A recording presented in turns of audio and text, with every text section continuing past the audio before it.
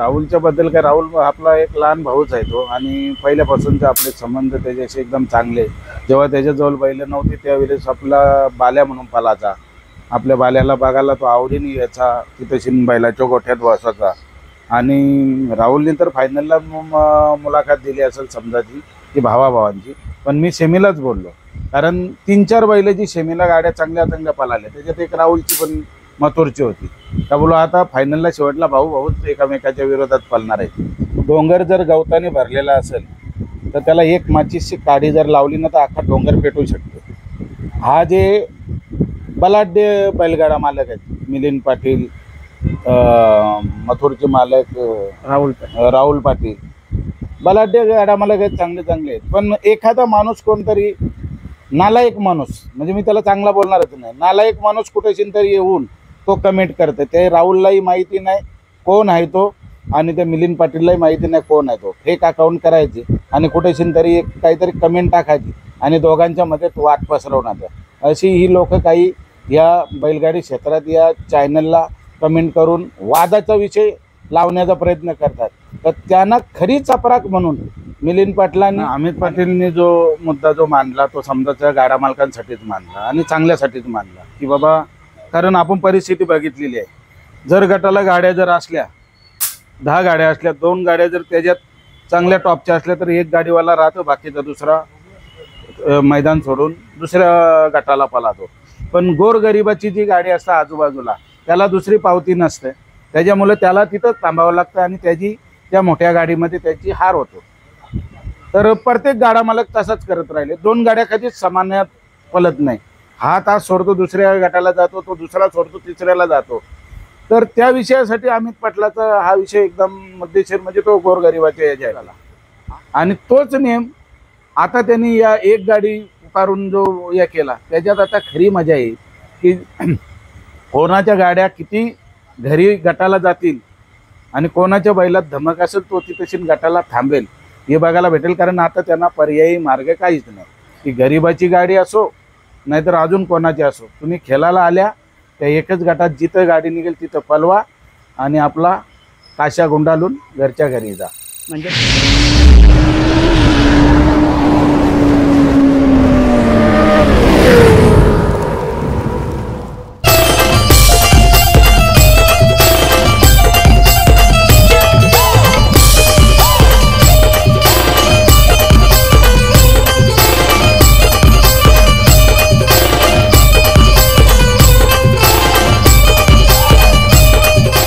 दादा नमस्कार.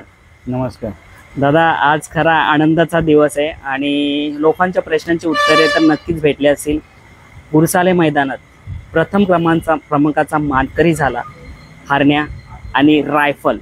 आपण रायफल विषयी पण येऊया, कारण का आज आदतचा सुद्धा मैदान होता. सलग 2 मैदान करणारा बकासूर नंतर कोणी असेल तर सिरसवडीचा रायफल फौजी यांचा. दादा काय बोलाल, आणि पहिलं सर्वप्रथम हरण्याचं सिरसोडीच्या रायफल सोबत कसं काय नियोजन झालं? नियोजन आपल्याला फोन आला होता सिरसोडीवाल्यांचा. चांगल्यापैकी आपण गाडी मागच्या वेळेला पण पळवली होती त्याच मैदानात. गेल्या वर्षी आपण 2 नंबरचे मानकरी झालो होतो, फायनल दुसऱ्या दिवशी झाली. त्याच्यानंतर आपण बीडला गेलो, बीडला 3 नंबरचा मानकरी. अशा चांगल्यापैकी त्याचा आपला पैरा होता. कुठेशी तरी शेवटला 2 नंदींचे 2 मालक असतात, त्यांनी त्यांच्या निर्णयात कुठेशी तरी पैरा फोडून दुसऱ्या गाड्या पळवल्या आणि त्याच्यात ते विजयाला प्राप्त राहिले. आपण दुसऱ्या गाड्या पळवल्या, आपण विजयाला प्राप्त राहिलो. पण आता भरपूर दिवसांनी आपल्याला त्यांचा फोन आला की दादा आपल्याला गाडी हरण्याची आणि ती पळवायची. आणि मी शब्द दिला की चालेल, पण ते आपल्याला 15 तारीख सांगितली. पण जे आपले सुट्टी मेकर आहेत सोमनाथ जगदाले, तो बोलला की दादा नको, 15ला थोडा खड्यांचा रान आहे, आपण गुरसाल्याला पळवू 12 तारखेला.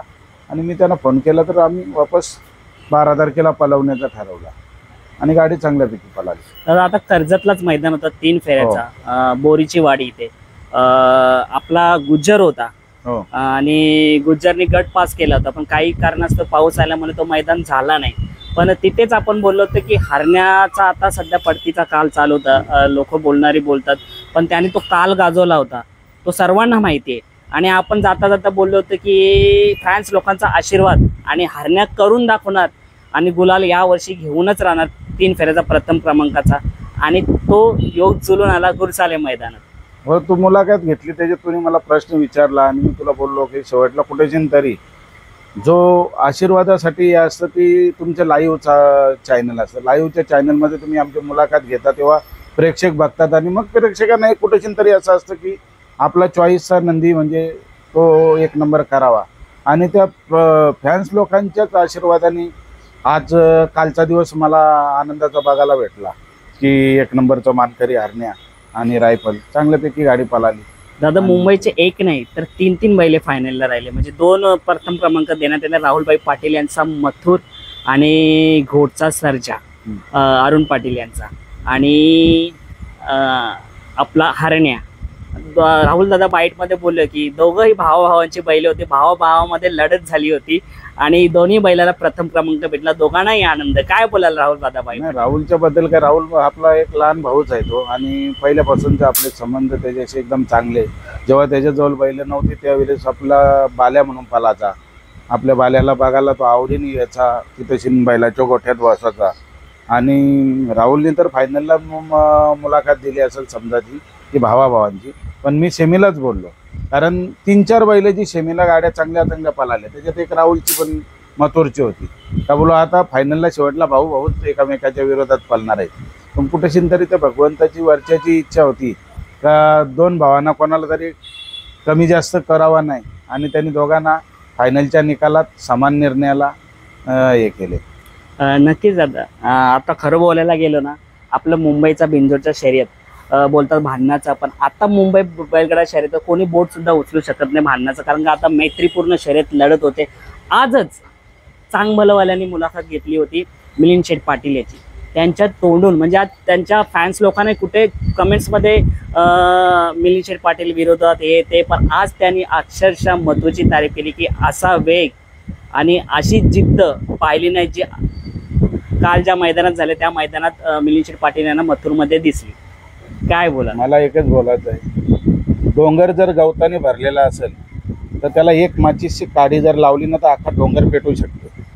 हा जे बलाढ्य बैलगाडा मालक आहेत मिलिंद पाटील, मथुरचे मालक राहुल पाटील, बलाढ्य गाडा मालक आहेत, चांगले आहेत. पण एखादा माणूस कोणतरी नालायक माणूस, म्हणजे मी त्याला चांगला बोलणारच नाही, नालायक माणूस कुठेशी तरी येऊन तो कमेंट करते. ते राहुललाही माहिती नाही कोण आहे तो आणि त्या मिलिंद पाटीललाही माहिती नाही कोण आहे तो. फेक अकाउंट करायचे आणि कुठेशी तरी एक काहीतरी कमेंट टाकायची आणि दोघांच्या मध्ये वाट पसरवण्याचा.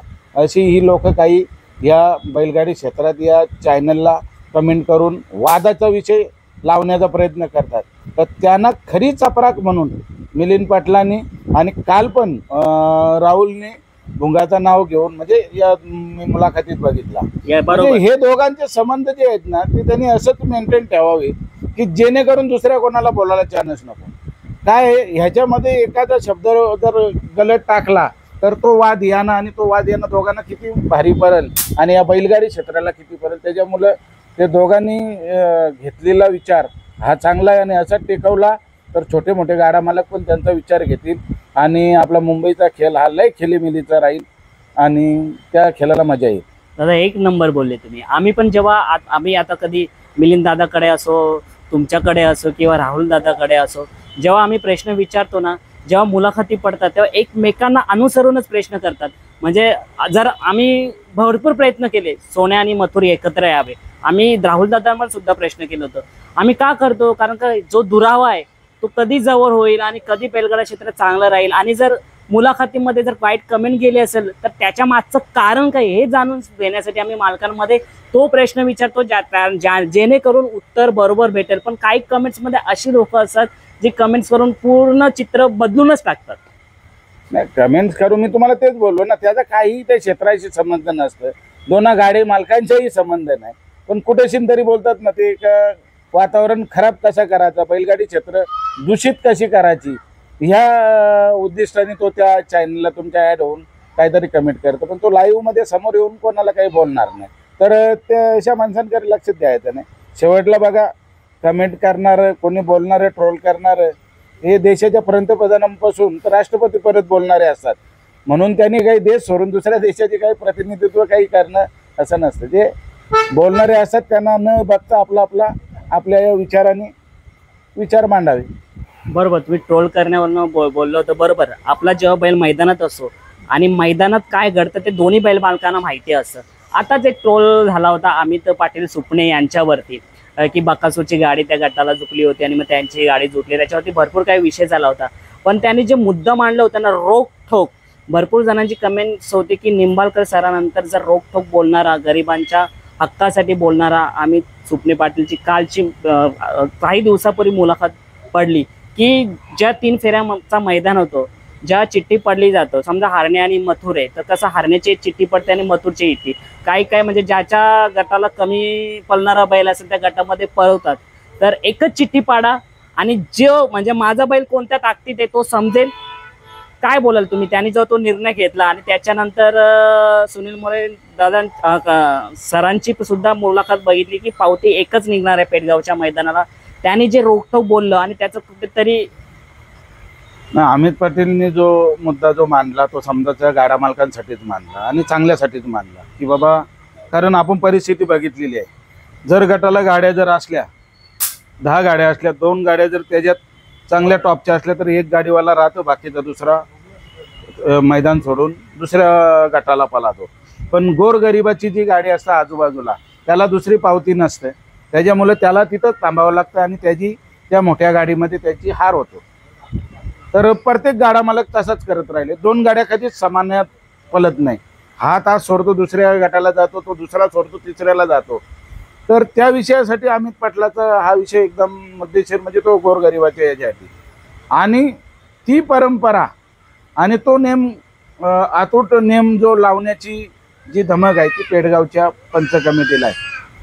त्यांनी ती तशी नेम लावला, तो नेम भरपूर ठिकाणी चालू झाला आणि तोच नेम आता त्यांनी या एक गाडी पुकारून जो या केला त्याच्यात आता खरी मजा येईल की कोणाच्या गाड्या किती घरी गटाला जातील आणि कोणाच्या बैलात धमक असेल तो ती तशी गटाला थांबेल हे बघायला भेटेल. कारण आता त्यांना पर्यायी मार्ग काहीच नाही की गरिबाची गाडी असो नाहीतर अजून कोणाची असो, तुम्ही खेळायला आल्या त्या एकच गटात जिथं गाडी निघेल तिथं पलवा आणि आपला काशा गुंडाळून घरच्या घरी जा.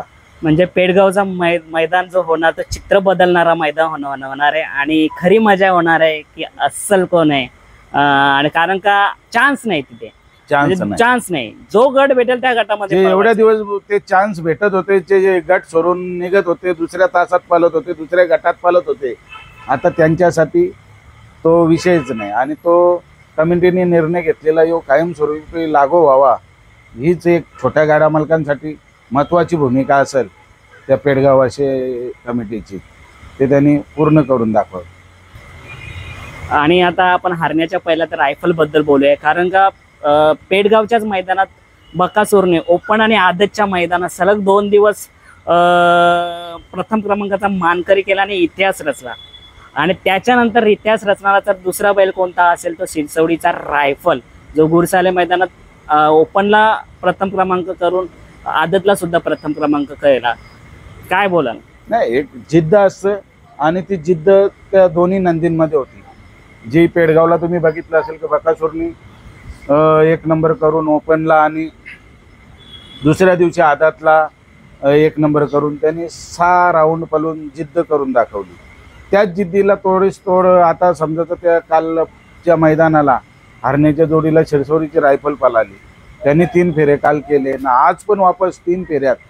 तर शेवटला ही एक दोन्ही नंदींची जिद्द होती आणि ती जिद्द करून दाखवली आणि दोन्ही बैल चांगल्यापैकी पळून आज ते रेकॉर्डमध्ये राहिले. त्यांचा फोन आला होता तुम्हाला आज? हो, आज मला वापस फोन आला होता. मी थोडासा कव्हरेज क्षेत्राच्या बाहेर होतो, मैदानाला गेलो होतो गुज्जरला घेऊन, तर माझ्याने त्यांचा संपर्क नाही झाला. पण शिरसोडवाल्यांचा त्या दादांचा आज फोन आला की भाऊ आज 1 नंबर झाला. सकाळी मी किती वाजता पोचलो त्याच्यासाठी विचारला था आणि मी विचारलं तर बोलतो नाही आज बैल वापस पालाला जाणार आहे.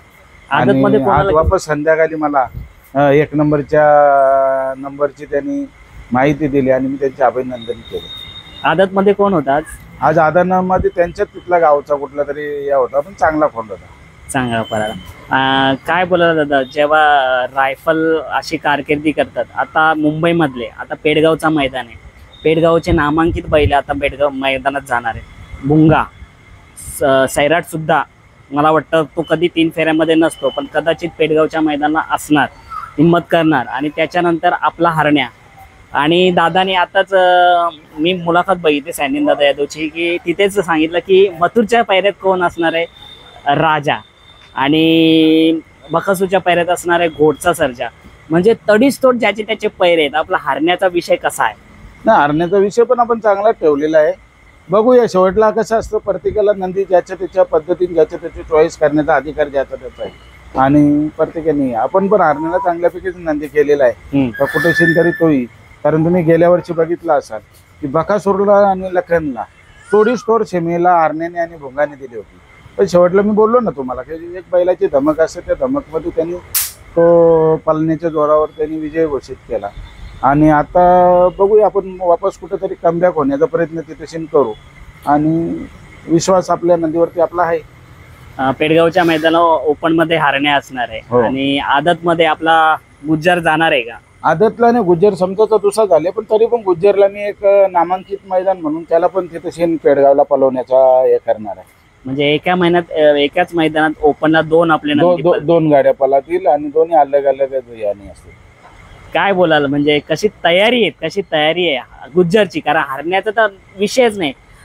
तुमचा जो पैरा असतो तो चांगला लेवलचाच असतो, कारण का त्याला तोडीसतोड बैला पलणारा पाहिजे. तर गुज्जरचं कसं काय? गुज्जरचंही माझं नियोजन अजून परत चालू आहे. म्हणजे मी गुज्जरचं ठरलेलं नाही, पण गुज्जरला पण चांगल्यापैकीच मी साथीदार हे करेन, कारण गुज्जरही चांगल्यापैकी पलू राहिले. आता त्या दिवशी बिंजोरची गाडी गुज्जरनी चांगल्यापैकी केली, दोडकी काटेमानवलीची. आणि चांगला म्हणजे पब्लिकला त्यांनी कुठेशीन तरी एक मन जिंकली का गुज्जर चांगला पालाला म्हणून. तर त्याच बेसवर मी त्याला चांगला पायरा देईन आणि गाडी पलवईन तिथे. किती दिवस वाट पाहत होती फायनलच्या गुलालाची हरण्यासाठी तुम्ही? नाही, शेवटला बघा आपण मैदानात जात होतो त्या दिवशी कुठेशीन तरी आपण जिंकण्यासाठीच जात होतो, काही हारण्यासाठी जात नव्हतो. आता त्या दिवशी पण आम्ही गेलो, लंपी शंकर म्हणून तिसगावचे आपले त्रिंबक त्यांचा होता पल्शी स्टेशनला. चांगल्यापैकी गाडी पळाली, एकदम नंबर होईल एवढी गॅरंटी होती. आणि पाऊस पडला तो फाटी चिकट झाली, त्याच्यामुळे मी तिथं ती सेमी न पलवण्याचा विचार केला ना, बैल वापस साताऱ्यावरून मुंबईला घेऊन आलो, पण पलवली नाही. नक्कीच भरपूर मैदानात झाले, असं नाही की गुलालात पण राहिलेले आहे आपला हरण्या. हो, गुलालात आहेच ना. समजा गुलाल तर कधी सहसा नाही तुटला, कुठं कधी तुटला तेव्हा काहीतरी प्रॉब्लेम होतात म्हणूनच तुटला. पेडगावच्या मैदान तर 21 तारखेला आहे. त्याच्यानंतर आधीचा कोणता मैदान घाटावरती खेळणार आहे का? आता वापस एक 17 तारखेचं नियोजन केलेलं आहे. बघूया 17 तारखेला जर मोसम चांगला राहिला तर 17 तारखेला जाऊ नये. दादा, कसं बैलगाडा मालक एकमेकांशी संवाद होत असतात, चर्चा होत असते. मी फक्त हा प्रश्न याच्यासाठी विचारतो कारण का ह्या गोष्टी काही माहिती नसतात प्रेक्षकांना, त्यांच्या फॅन्स लोकांना. आता भरपूर जणांची इच्छा होती मथुर सोन्या पळवावा. आता आम्हाला सुद्धा माहिती नाही तो दिवस कधी येतो, तुम्हाला पण माहिती नाही. आता त्या दोन्ही बल मालकांना माहिती आहे. आणि आता चर्चा चालू आहे भुंगा आणि मथुरचे पैऱ्यामध्ये पळवा. आता कुठेतरी त्यांचं चांगलं नातेसंबंध जोडतात, एकमेकांच्या बद्दल चांगले बोलले जातात. तर काय वाटतं तुम्हाला याच्यातून की हे नंदी एकत्र येऊ शकतात का? नाही, येऊ शकतील का नाही. तुम्हाला आता मगाशी बोललो ना की यांचा कोणता असा आपापसात खानदानी वाद नाही. हे कोणीतरी फॅन्स लोकांनी त्यांना ते वाईट कमेंट्स करून आणि त्या ट्रोल केलेले, ते कोणालाही माहीत नाही. दोन्ही मालकांना नाही, तिन्ही मालकांना नाही. त्याच्यामुळे मी आता तुम्हाला बोललो ना की यांनी त्यांच्यावरती दुर्लक्ष करून स्वतः आपले नंदी कसे पळातील आणि चांगल्यापैकी आपल्याला कोणत्या पद्धतीत खेळ दाखवता येईल प्रेक्षकांसाठी, तो त्यांनी दाखवण्याचा प्रयत्न करावा, दुसरा काहीच नाही. मला थोडीशी एक खंत अशीच वाटते की आपले मुंबईचे बैल आवर्जून घाटावरती 3 फेऱ्यामध्ये जातात. आता भरपूर बैल झाले, भुंगा झाला, मथुर झाला, हरण्या झाला, घोडचा सर्जा झाला, सैराट झाले, असे भरपूर आणखीन बैल आहेत जे आता घाटावरती जातात, नावं करतात. आनंद तारेकर सरांचा वादल जाऊन फायनलला राहतो गुलालात. भरपूर ठिकाणी 3 फेऱ्यामध्ये गुलालात राहिलेले, पण त्याचं नावच कुठे नाही. मला हेच बोलायचं की जे आपली नंदी तिकडे जातात किंवा बिनजोडसाठी किंवा आपल्याकडे 3 फेऱ्यासाठी तिकडचे टॉपचे नंदी फक्त बकासूर येतो आला तर, नाही तर रायफल येतो.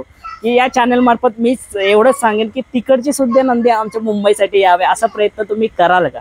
नाही कराल का, म्हणजे आपण चांगल्यापैकी नंदी पालाला तर आपण बोलतो, पण कसा पब्लिकला ठाम पाळणारा नंदी असावा हम्म. तर तो इथेच येईल. काही कसं आहे आपल्या इकडे पब्लिकला पळवणे तरी घेत नाही, त्याच्यामुळे काही नाही. आणि थोडासा लांबचा प्रवास पडतो, त्यांची शेतीभाती आहे, त्याच्यामुळे ते काही गोष्टी ते टाळतात. पण त्यांनी येऊन आपल्या इकडे पण चांगल्यापैकी मुंबईला खेळ करावा आणि आपल्या प्रेक्षकांना त्यांनी हे करावं हीच आपली अपेक्षा.